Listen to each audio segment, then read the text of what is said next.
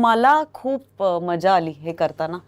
एक नवीन जग त्या जगात मी डोकावलं असं मला खरंच वाटतंय. असे खूप अनेक गोष्टी आहेत ज्या मला शिकायला अनुभवायला मिळाल्या, त्यामुळे मी तर खुश आहे. ह्याच्यात माझं नाव काय माहितीये का, लावण्या सांगलीकर. क्या बात है, क्या योगा योग है. आपण अपने उसूलों पे चलना या अपने दिल की सुनना हे सांगायला काय लागतं आणि त्याच्यावर ठाम राहायला किती किंमत मोजावी लागते? म्हणजे मला असं वाटतं की कुठल्याही आता मी अशी बनते असं नाही बनू शकत. तुम्ही ते असता किंवा नसता. तर मला असं वाटतं माझा कोरच तसा आहे. तो माझ्या स्वभावाचा खूप महत्त्वाचा आणि व्हॅल्युएबल भाग आहे. ऑफकोर्स कधी कधी तुम्ही खरेपणाने स्वच्छंदी जगण्याचे काय म्हणूया दुष्परिणाम पण तुम्हाला फेस करावे लागतात, पण ते ह्या कोरसमोर नगण्य आहेत असं मला वाटतं. म्हणजे हे कायम टिकणार आहे, शाईन होणार आहे, ह्याच्यामुळे तुमचं लाईफ इझी होणार आहे, ही क्लॅरिटी मला आहे. त्याच्यामुळे मला नाही वाटत ते बदलेल कधी. निश्चित. पण ह्या सगळ्यात आता देवमाणूस 25 एप्रिलला येतोय. तुझ्या आयुष्यातलं एक नवं पर्व, एक नवं दालन तू ऍक्ट्रेस म्हणून स्वतःला खुलं करतेस. एक अभिनेत्रीच्या पलीकडे जाऊन डान्सिकल एक अँगल ओपन होतोय. काय तुझ्या चाहत्यांना स्पेसिफिकली सांगशील आणि त्या सगळ्या गोष्टींबद्दलचं तुझ्या मनात नेमकं काय काय आहे? एवढंच सांगेन की तुम्ही ही मजा घ्या.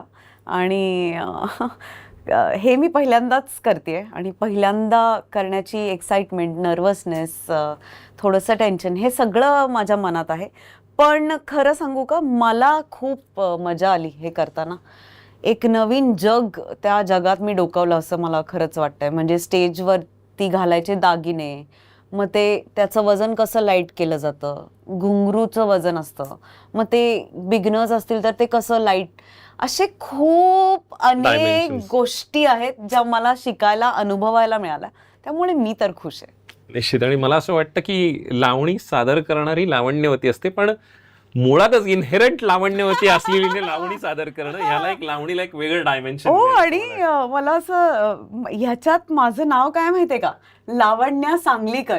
क्या बात है, काय योगा योग है. आणि खऱ्या अर्थानं सांगलीला तू ज्या पद्धतीने ट्रिब्यूट, येस, निश्चित पाहिजेच होता. इतक्या आपलेपणाने आणि दिलखुलासपणे सई तू बोललीस. सोशल मीडियाच्या भाऊ गर्दीत विश्वासार्हतेने चकाकणारे नाव म्हणजे लेट्सअप मराठी. सगळ्यांना, सगळ्या नागरिकांना ती स्पीच, ती लेट्सअप वरील मुलाखती म्हणजे विचारांचा खजिना. त्यानंतरच्या निवडणुकीमध्ये मला सोडून गेले. बातम्या केवळ वस्तुस्थिती सांगणाऱ्या, न प्रोपगंडा, फक्त जनतेचा अजेंडा. क्योंकि आने वाला कल जाने वाला है, जाने वाला कल आने वाला है. राजकारण, मनोरंजन असो की क्रीडा क्षेत्र, महाराष्ट्राची स्पंदने संवेदनशीलतेने टिपणारे माध्यम म्हणजे लेट्सअप मराठी. जगासोबत एक पाऊल पुढे राहण्यासाठी लेट्सअपचे ॲप, सोशल मीडिया आणि वेबसाईट सोबत कनेक्टेड रहा.